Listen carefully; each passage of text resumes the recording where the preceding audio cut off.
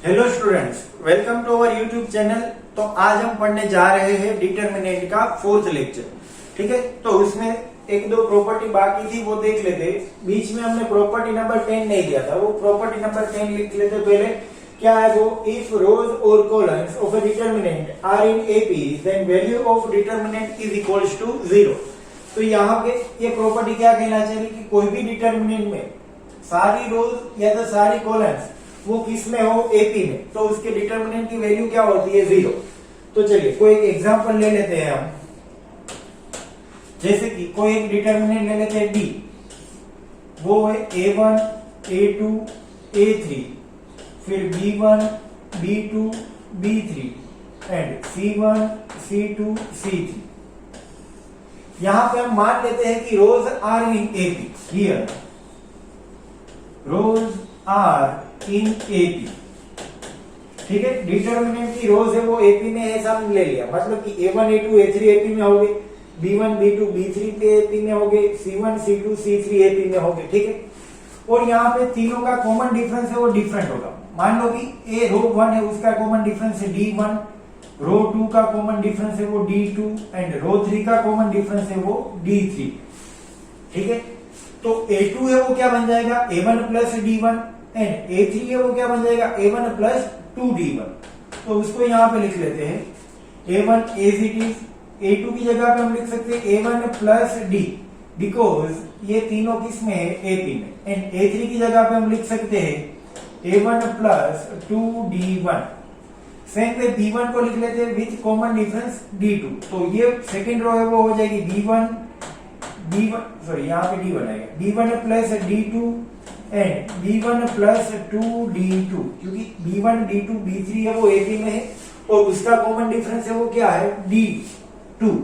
And third रो को हम ऐसे लिख सकते हैं C1 plus D3 and C1 plus 2D3, because third row का कॉमन डिफरेंस हमने क्या लिया? D3।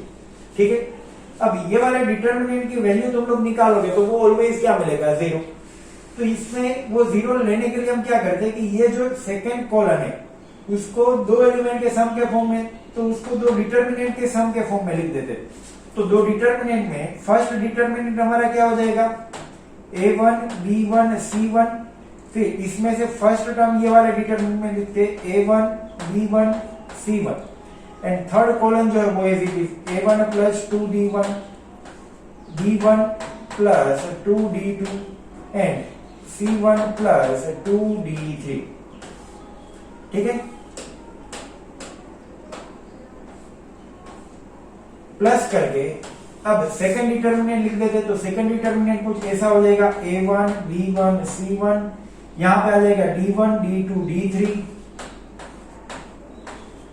एंड यहां पे आ जाएगा A1 प्लस 2D1, फिर B1 plus 2D2 and C1 plus 2D3। ठीक है, अब हम यहाँ पे देख सकते हैं कि ये वाले डिटरमिनेंट की वैल्यू 0 होगी। क्यों? क्योंकि यहाँ पे फर्स्ट एंड सेकंड कॉलम है वो क्या है? सेम है। तो ये वाले डिटरमिनेंट की वैल्यू 0। अब यहाँ पे तुम लोग वापिस इसको दो डिटरमिनेंट के सम के फॉर्म में लिखोगे तो उसकी वैल्यू भी 0 हो जाएगी, क्योंकि एक डिटरमिनेंट ये होगा A1 B1 C1 और उसकी थर्ड कॉलम होगी A1 B1 C1, तो वो दोनों सेम हो जाएगी। इसीलिए एंड दूसरा डिटरमिनेंट जो मिलेगा उसमें second and third column same हो जाएगी, तो इसके लिए उसकी वैल्यू क्या हो जाएगी? 0। तो यहाँ पे 0 प्लस 0 तो इज इक्वल्स टू क्या बन जाएगा? 0। तो हम यहाँ पे कह सकते हैं कि कोई भी डिटरमिनेंट में तीनों रो या तो तीनों कॉलम अगर एपी में है तो वो वाले डिटरमिनेंट की वैल्यू क्या हो जाएगी? 0। ठीक है, चलिए नेक्स्ट देखते हैं। नेक्स्ट प्रॉपर्टी में हमने यहाँ पे लिया है the value of determinant is unaltered when any row is multiplied और any expression and then added और subtracted from any other row और कॉलम। ठीक है, तो ये प्रॉपर्टी हमने देख ली थी। तो यहाँ पे मैंने इसीलिए लिखी है ताकि हमें वापस एक बार रिवाइज हो जाए। इसलिए कोई भी एक रो को या कोई भी दो रो को किसी नंबर से मल्टीप्लाई करो, फिर एनी अदर रो में ऐड करो या सब्ट्रैक्ट करो, तो उसकी वैल्यू क्या हो जाएगी? 0। जैसे कि यहाँ पर हमने एक ऑपरेशन परफॉर्म किया है कि C1 की जगह पर हम क्या लिख रहे हैं? C1 plus L C2 plus M C3। इसका मतलब कि हम कॉलन 2 को L से मल्टीप्लाई कर रहे हैं कॉलम 3 को m से मल्टीप्लाई कर रहे एंड फिर उन दोनों को C1 में ऐड कर रहे। तो अगर डिटर्मिनेंट ऐसा है तो वो ऑपरेशन परफॉर्म करने के बाद हमें डिटर्मिनेंट ये वाला मिल जाएगा, और यहाँ पे दोनों डिटर्मिनेंट की वैल्यू है वो क्या हो जाएगी सेम। ठीक है, तो ये प्रॉपर्टी हम देख चुके हैं पहले भी। नेक्स्ट उसमें ध्यान रखने वाली बात ये है कि it should be noted that while applying operation on determinant then at least one row और कॉलम मस्ट रिमेन अनचेंज। कोई भी एक रो है या कोई भी एक कॉलम है वो क्या रहनी चाहिए, अनचेंज।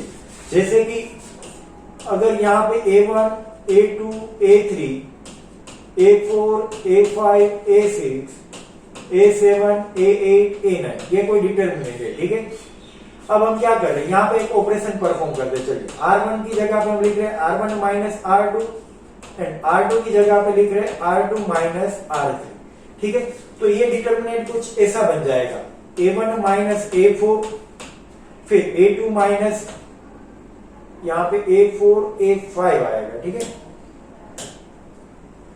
तो ये क्या बन जाएगा A4 A5 A6। तो यहाँ पे A2 minus A5 and A3 minus A6। तो ये हमने कौन सा ऑपरेशन परफॉर्म किया, R1 की जगह पे हमने लिखा R1 माइनस R2।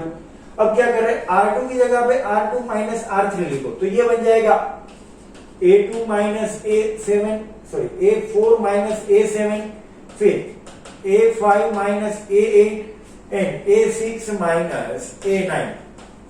ठीक है, और थर्ड रो जो है वो A7 A8 एंड A9।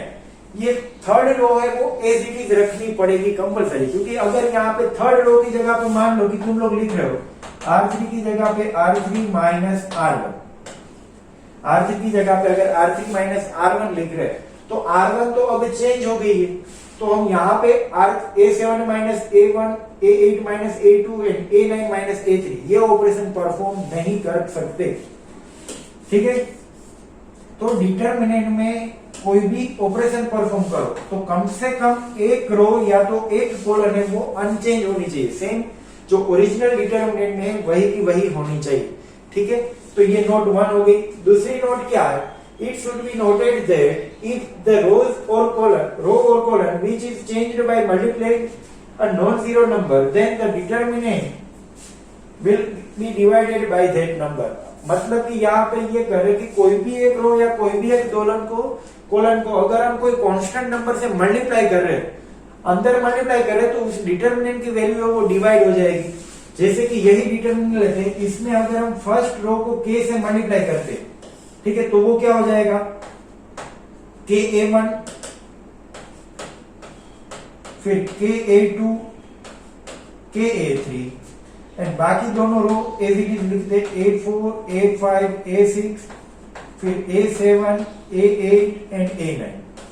ठीक है, ये दोनों रो को एज इट इज रखा। अब हमने यहाँ पे फर्स्ट रो को k से मल्टीप्लाई किया, तो अगर ये D है, ठीक है, तो यहाँ पे D जो है वो क्या हो जाएगा 1/k, क्योंकि ये डिटर्मिनेंट की वैल्यू हो जाएगी KD, तो वहां पे KD करोगे तो वापिस हमारा ओरिजिनल डिटर्मिनेंट आ जाएगा K। तो डिटर्मिनेंट में अंदर कोई भी एक रो या कोई भी एक कॉलम से K से मल्टीप्लाई कर दे तो बाहर उस नंबर से हमें डिवाइड करना पड़ेगा। ठीक है, चलिए नेक्स्ट अब एग्जांपल्स देखते हैं। यहाँ पे एग्जाम्पल है without expanding the determinant prove that. अब ये जितने भी एग्जाम्पल करेंगे वो एनसीईआरटी में एक्सेल में 4.2 में दे रखे, और यहाँ पे हमें जितनी भी प्रॉपर्टी पढ़े अभी तक वो सारी प्रॉपर्टी का यूज करना है हम। ठीक है, अब यहाँ पे क्या बोला, without expanding the determinant prove that this determinant is equals to 0। ये डिटर्मिनेंट की वैल्यू वो क्या है, 0 है, ऐसा हमें प्रूव करना है।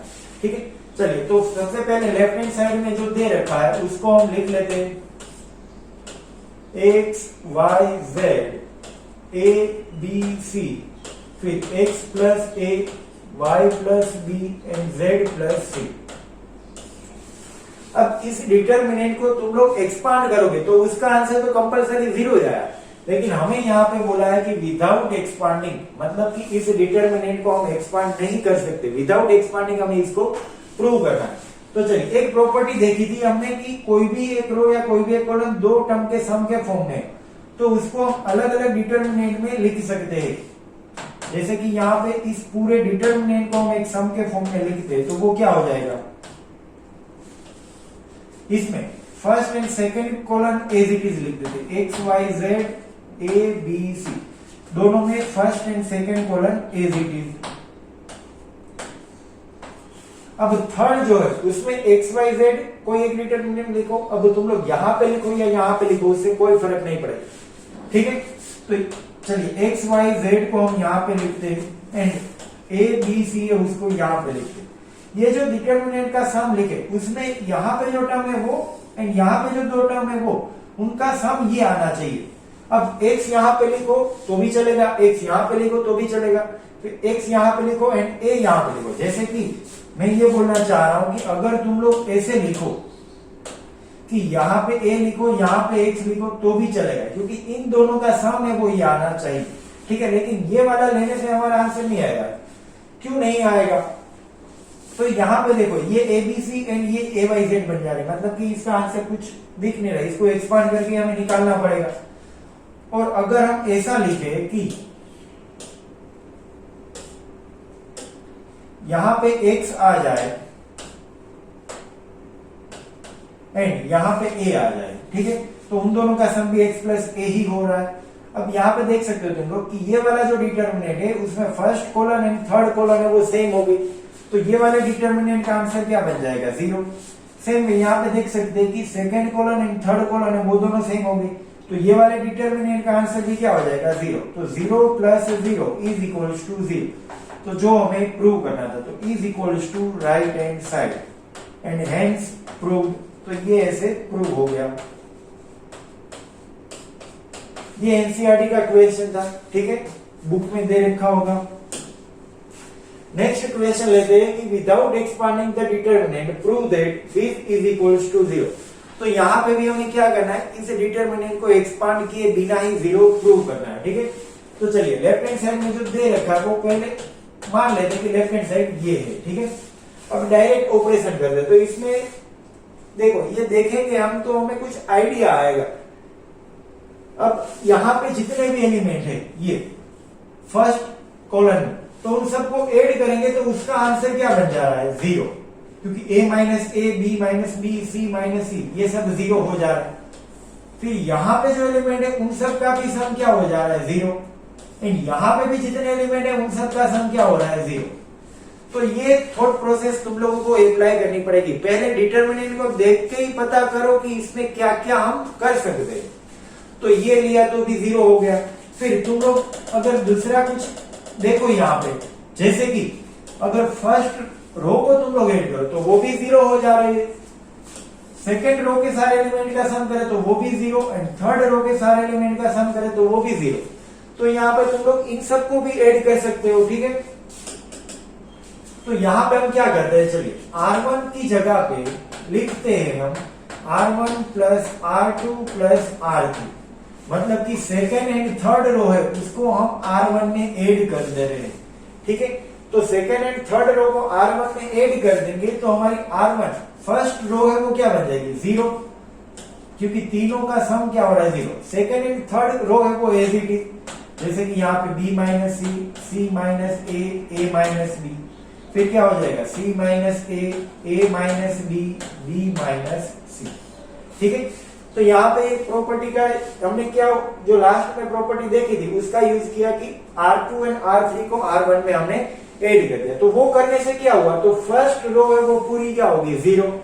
तो अब कोई भी एक डिटर्मिनेंट की पूरी रो या पूरी कॉलम 0 है, मतलब कि उसके सारे एलिमेंट 0 है, तो डिटर्मिनेंट की वैल्यू क्या हो जाती है, 0। तो ये डिटर्मिनेंट की वैल्यू हो जाएगी 0, जो हमें प्रूव करना था। तो is equals to right hand side, hence prove, ठीक है। तो ऐसे ही एक सम प्रूव हो गया। चलिए नेक्स्ट सम देखते हैं। तो नेक्स्ट सम में एक दे रखा है, so that delta is equals to 0 if delta is equals to this. अब यहाँ पे ये डेल्टा दे रखा है तो इसको हमें 0 प्रूव करना है। यहाँ पे भी विदाउट एक्सपांडिंग ही होगा, यहाँ पे क्वेश्चन में नहीं लिखा, लेकिन विदाउट एक्सपांडिंग हमें प्रूव करना है।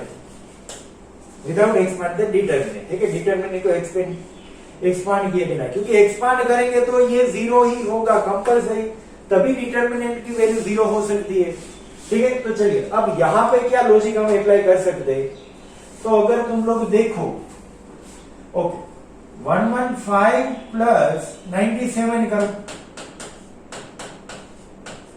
तो ये तुम लोगों को कुछ देगा 212, ठीक है। अब इसको 2 से डिवाइड करो तो वो हमें क्या मिल जा रहा है 106, तो देखो बीच वाला टर्म मिल रहा है, ठीक है। ऐसा करने से सेम वे 10 एंड -8 उन दोनों का सम करो, डिवाइड बाय 2 करो तो क्या मिल रहा है 1 मिल रहा है, मतलब कि बीच वाला टर्म मिल रहा है। फिर 106 एंड 88 इन दोनों का सम करेंगे और डिवाइड बाय 2 करेंगे तो हमें क्या मिलेगा 97, मतलब कि बीच वाला टर्म मिल जा रहा है, ठीक है। तो यहाँ पे हम देख सकते हैं कि C1 एंड C3 का सम करें और डिवाइड बाय 2 करें तो हमें क्या मिल जा रहा है C2, ठीक है। तो यहाँ पे ये हम एक अप्लाई कर सकते हैं कि C2 की जगह पे हम क्या लिखे C2 minus C1 plus C3 divide by 2, क्योंकि ये जो है वो क्या दे रहा है हमें C2 दे रहा है, C1 प्लस C3 बाई 2 हमें C2 कॉलन C2 दे और उसी को C2 में से सब्ट्रैक्ट कर देंगे तो ये जो है वो क्या हो जाएगी 0। जैसे कि एक एलिमेंट का तुम लोगों को मैं करके दिखाता हूँ, फर्स्ट रो का एलिमेंट, मतलब कि यहाँ पे 106 है तो 106 की जगह पे हमने क्या लिखना है 106 माइनस C1 प्लस C3 यानी 115 प्लस 97 डिवाइड बाई 2, तो ये क्या देगा 106 और ये भी क्या बन जा रहा है 106, तो ये हो जाएगा 0। सेम वे ये तीनों एलिमेंट क्या हो जाएंगे 0, ठीक है। तो डेल्टा की वैल्यू हमें कुछ ऐसे मिल जाएगी ये ऑपरेशन परफॉर्म करने के बाद 115 0 97 10 0 -8 फिर 106 0 एंड 88। फिर हम देख सकते हैं कि यहाँ पे सेकंड कॉलम के सारे एलिमेंट क्या है 0, तो ये वाले डिटरमिनेंट की वैल्यू हो जाएगी 0 जो हमें प्रूव करना था, ठीक है। तो हम कह सकते हैं राइट हैंड साइड नहीं है, left is equals to right है, तो यहाँ पे सिर्फ इज इक्वल्स टू 0 लिख सकते हैं कि ये प्रूव हो गया, हेंस प्रूव, ठीक है। चलो नेक्स्ट क्वेश्चन देखते हैं। ओके, नेक्स्ट क्वेश्चन में क्या बोला, without expanding the determinant prove that this is equals to 0। तो यहाँ पे वापस विदाउट एक्सपांडिंग वाला क्वेश्चन आ गया, ठीक है। तो इसमें देखो क्या कर सकते हैं, 1a square minus B C, 1b B square minus C A and 1c C square minus A, ठीक है। तो इसमें कैसे करेंगे, तो सबसे पहले लेफ्ट हैंड साइड में जो दे रखा है वो मान लीजिए कि लेफ्ट हैंड साइड में वो यहाँ पे हमने लिख दिया, ठीक है। तो इसमें हम क्या थोड़ा प्रोसेस कर सकते हैं, तुम लोग एक लॉजिक अप्लाई करो, चलो 2 मिनट दे रहा हूं, सब लोग सोचो।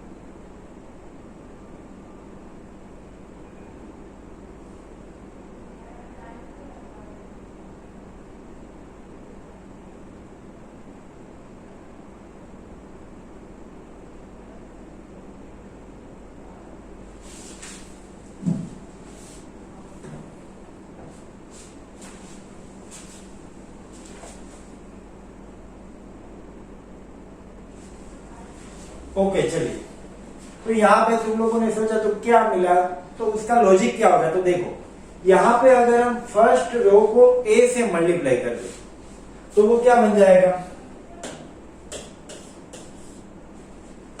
अगर फर्स्ट रो को a से मल्टीप्लाई कर दे तो उसको कैसे लिखेंगे, R1 इंटू, अब A से मल्टीप्लाई कर रहे तो R1 इंटू A, तो वो क्या बन जाएगी, फर्स्ट रो ए स्क्वायर, यहाँ पे A cube minus A B C. ठीक है, अब फर्स्ट रो को हमने ए से मल्टीप्लाई किया तो बाहर हमें ए से डिवाइड करना पड़ेगा, ये लास्ट प्रॉपर्टी हमने देखी थी, तो 1/a हो जाएगा।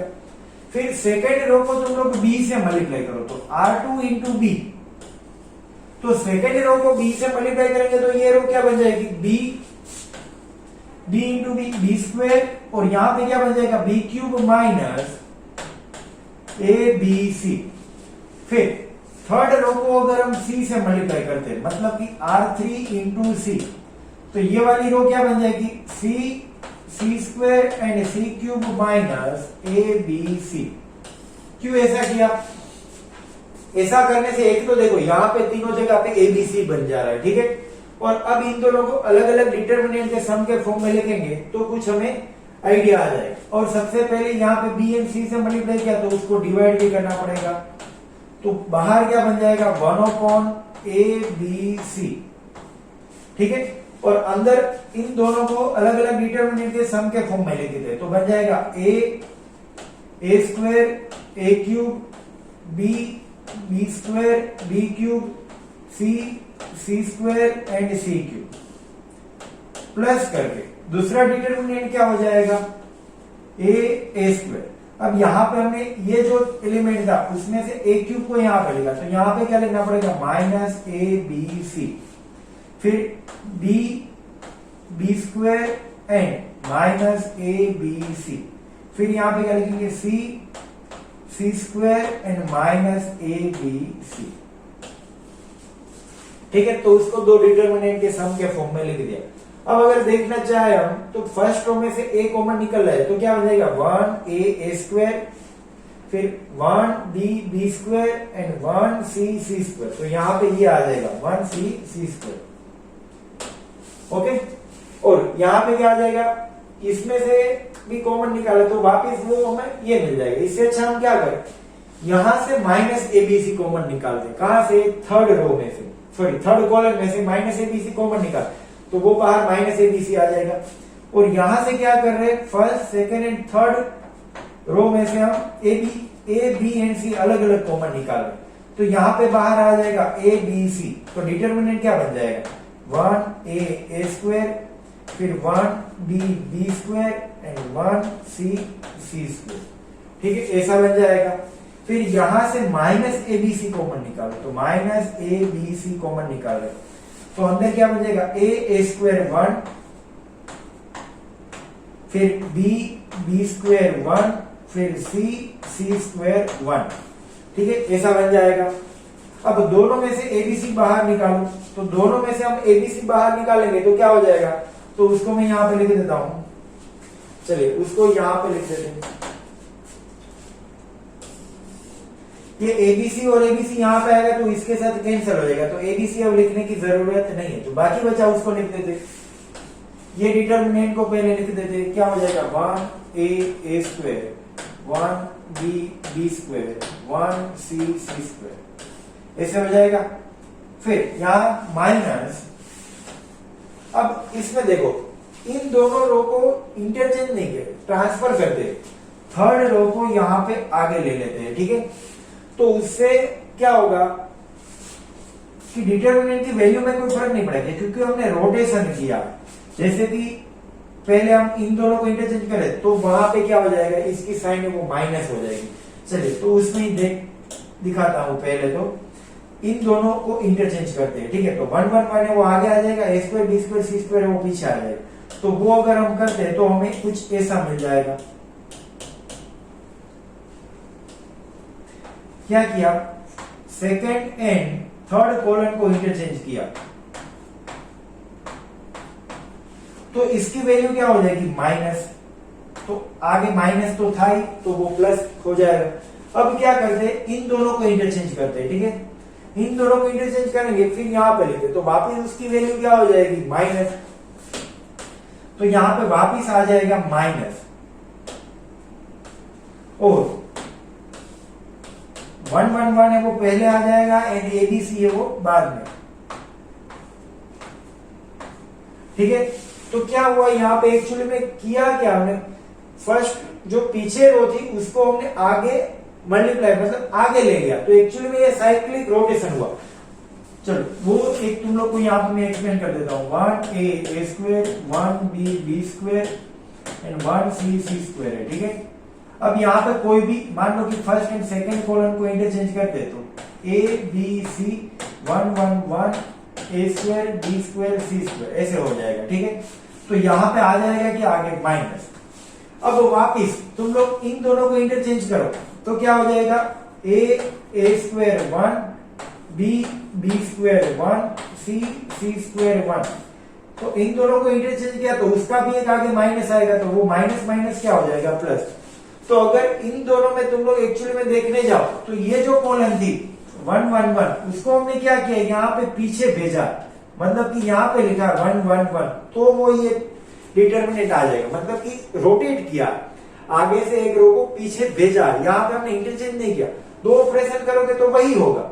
तो हम कह सकते हैं कि अगर हम रोटेट कर रहे हैं तो डिटर्मिनेंट की value same as it is, क्योंकि वहां पे दो बार ऑपरेशन करना पड़ता है इंटरचेंजिंग रो वाला, तो वो वापस क्या हो जाती है, डिटर्मिनेंट की साइन प्लस हो जाती है।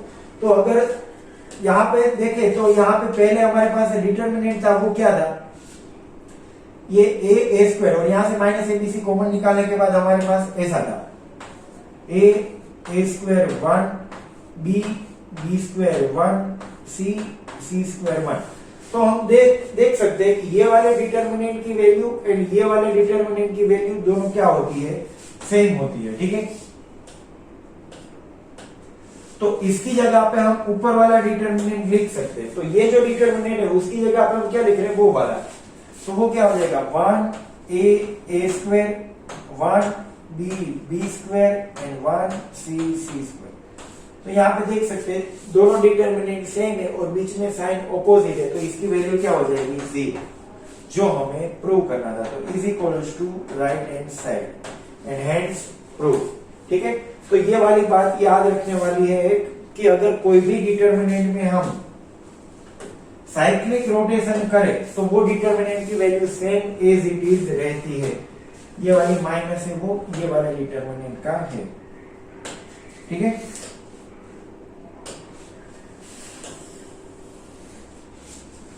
चलिए नेक्स्ट क्वेश्चन देखते हैं। नेक्स्ट क्वेश्चन में क्या बोला, without expanding the determinant prove that this is equals to 0। इस डिटर्मिनेंट को एक्सपांड किए बिना हमें इसमें प्रूव करना है। तो चलिए left hand side is equals to, अब यहाँ पे लेफ्ट हैंड साइड में डायरेक्ट कोई एक स्टेप करके लिख देते ताकि स्पेस कम है, इसीलिए हमारे पास। तो यहाँ पे क्या हो जाएगा 1 log y base x log z base x। तो इसको हम ऐसे लिख सकते हैं। ओके चलिए पहले सोचिए कि इसमें क्या कर सकते हैं। हमारे पास एक log की प्रॉपर्टी है कि log a बेस b, तो इसको हम लिख सकते हैं log a upon log b। ये कौन सी प्रॉपर्टी है, तो चेंज ऑफ बेस वाली है ना। तो यहाँ पे log y बेस x, दोनों जगह पे बेस x है, तो log y upon log x and log z upon log x लिख सकते हैं। तो चलिए देख लेते हैं कि वो करने से क्या कुछ हो रहा है। तो log y upon log x, फिर log z बेस x है उसको हम क्या लिख देते हैं log z upon log x, ठीक है। फिर अगर इसको हम log x से मल्टीप्लाई करेंगे तो यहाँ पे दोनों जगह पे log x कैंसिल हो जाएगा एंड यहाँ पे क्या आ जाएगा log x। सेम में थर्ड है जो दे रखा है उस सेकंड रो में भी ऐसे कर देते, तो क्या हो जाएगा log x बेस y दे रखा है, तो उसको हम लिख सकते हैं log x upon log y, फिर बीच में 1, और यहाँ पे log z बेस y है तो उसको हम लिख सकते हैं log z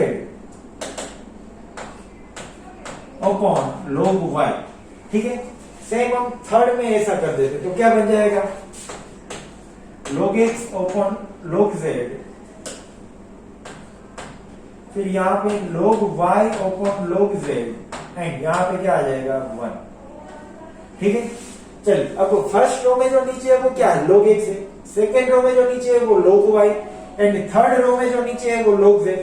तो अगर हम फर्स्ट रो को log x से, सेकेंड रो को log y से एंड थर्ड रो को log z से मल्टीप्लाई करें तो यहाँ पे log x कैंसिल हो जाएगा, यहाँ पे log y एंड यहाँ पे log z जहां पे 1 है वहां पे ये मल्टीप्लाई हो जाएगा। तो हम देख सकते हैं कि ये वाला डिटरमिनेंट उसमें पहले क्या करते हैं वो लिख देते।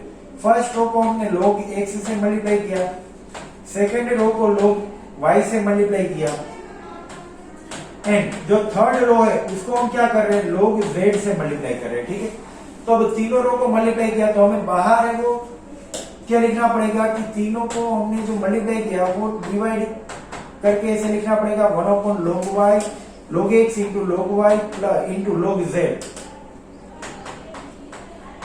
ठीक है, अंदर मल्टीप्लाई करते हैं तो बाहर हमें डिवाइड करना पड़ेगा। तो यहां पे क्या आ जाएगा log x log y log z, फिर यहां पे बन जाएगा log x log y log z, यहां पे भी बन जाएगा log x log y and log z। चलिए, तो अब ये डिटरमिनेंट की वैल्यू क्या हो जाएगी 0। क्यों? क्योंकि यहाँ पे तो तीनों रो सेम है। हम तो कह सकते हैं कि कोई भी एक रो, कोई भी दो रो या कोई भी दो कॉलम सेम है तो डिटरमिनेंट की वैल्यू 0 होगी, लेकिन यहाँ पे तो तीनों रो सेम है तो ये वाला डिटरमिनेंट की वैल्यू क्या हो जाएगी 0। तो 1/log x into log y into log z into का ये पूरा क्या हो जाएगा 0। तो 0 इंटू एनीथिंग क्या हो जाएगा 0, जो हमें प्रूव करना था। तो is equals to right hand side. ठीक है, चलिए फिर नेक्स्ट क्वेश्चन देखते हैं। ओके, नेक्स्ट क्वेश्चन में हमने यहाँ पे क्या दे रखा, without expanding the determinant prove that this is equals to 2 times this determinant. अब यहाँ पे हमें 0 प्रूव नहीं करना है, लेकिन ये जो डिटरमिनेंट उसकी वैल्यू ये डिटरमिनेंट से 2 गुना है, ऐसा हमें प्रूव करना है। तो चलिए लेफ्ट साइड लिख लेते हैं। ओके, अब लेफ्ट साइड में क्या ऑपरेशन हम करेंगे वो सोचो। चलो, फर्स्ट जो है उसमें डायरेक्ट देखो क्या ऑपरेशन करेंगे। तो यहाँ पे हमने एक पैटर्न देखी थी फर्स्ट वाले क्वेश्चन में, तो वो वाले क्वेश्चन में जो पैटर्न थी वही यहाँ पे। वो पैटर्न क्या है, अगर इनका सम करे तो क्या बन जा रहा है 2a plus 2b plus 2c, क्योंकि तीनों प्लस ही। इसमें अगर सम करे तो क्या मिल जा रहा है 2b plus 2q plus 2r। यहाँ पे सम करे तो वो बन जा रहा है 2x plus 2y plus 2z। फिर तीनों में से 2 कॉमन निकाल सकते हैं। ठीक है, ओके, एंड यहाँ पे जो दे रखा है वो ABC PQR एंड XYZ। अब ABC सिर्फ यहाँ पे फर्स्ट कॉलम में दिख रहा है, PQR है वो सिर्फ सेकंड कॉलम एंड XYZ है वो सिर्फ थर्ड कॉलम में दिख रहा है। तो उससे हम क्या कर सकते हैं, पहले तो ये ऑपरेशन परफॉर्म कर दे कि सेकंड एंड थर्ड रो को है वो ऊपर ऐड कर देंगे। तो क्या हो जाएगा देखो,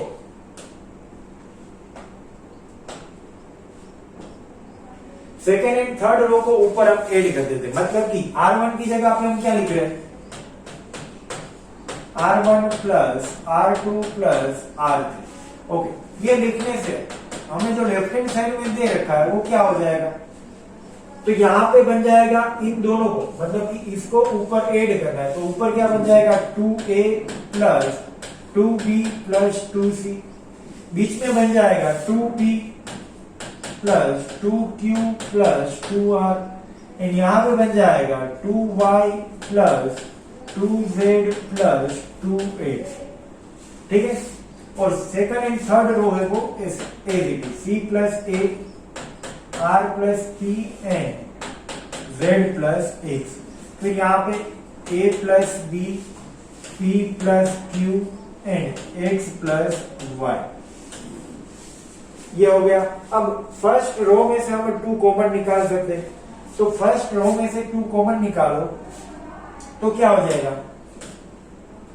चलिए उसको मैं यहाँ पे बाहर ही लिख देता हूं। ठीक है, और अंदर से 2 को कैंसिल कर दे रहा हूं। तो हमने यहाँ पे क्या किया, फर्स्ट रो में से 2 को बाहर निकाला, तो ये वाला डिटरमिनेंट आ जाएगा।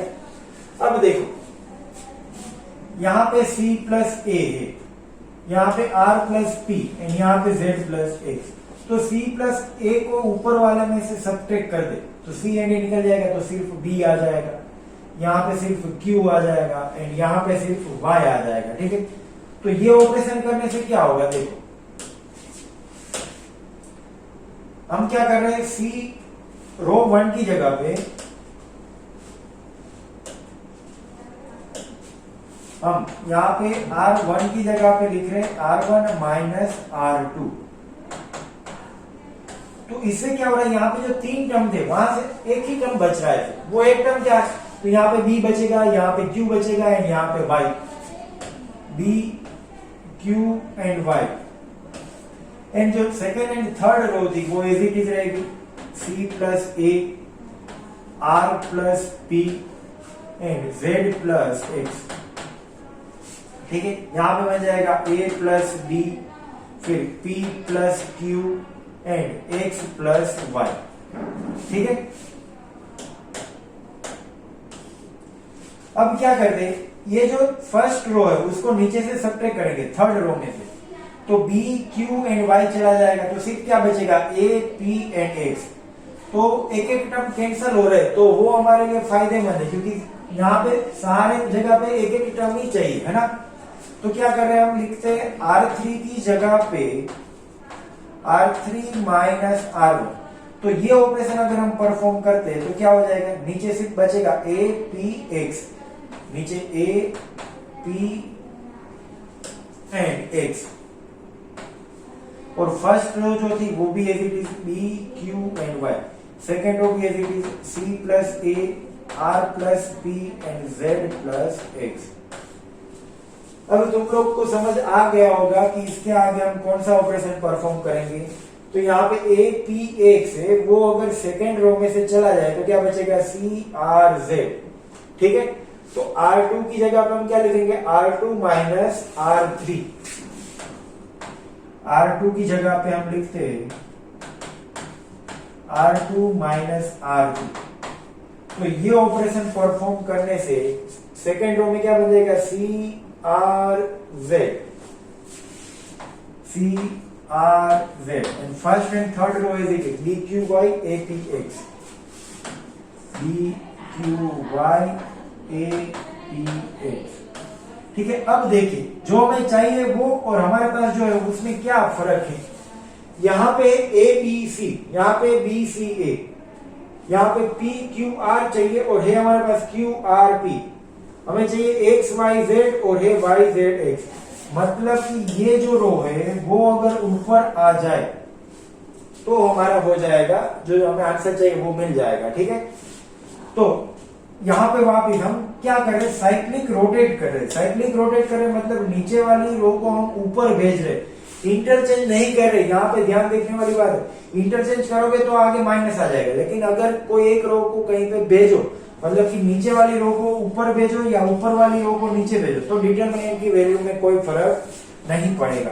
ठीक है, चलिए तो हम क्या करें, नीचे वाली रो को ऊपर भेज रहे, तो डिटरमिनेंट की वैल्यू में कोई फर्क नहीं पड़ेगा। मतलब कि नीचे APX है वो ऊपर फर्स्ट रो बन जाएगी, BQY है वो सेकंड रो बन जाएगी, एंड CRZ है वो थर्ड रो बन जाएगी। तो देखो ये हमें जो चाहिए था वो मिल गया हमें,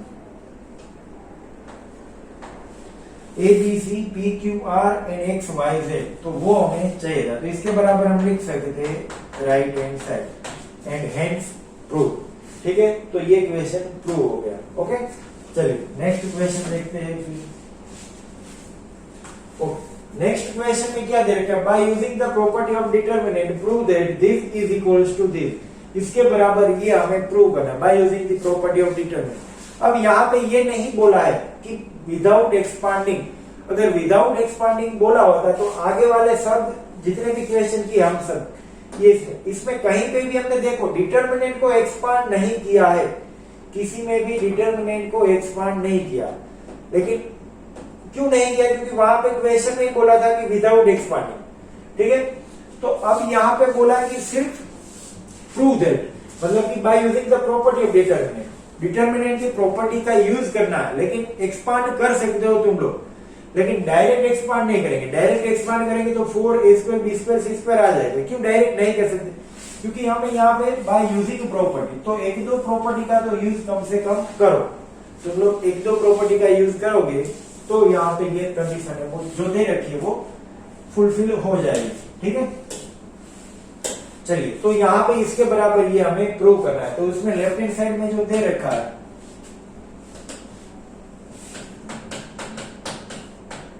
उसमें क्या हो सकता है, तो पहले तो ये देख लेते हैं। चलिए तुम लोग सोचो क्या कर सकते हैं हम।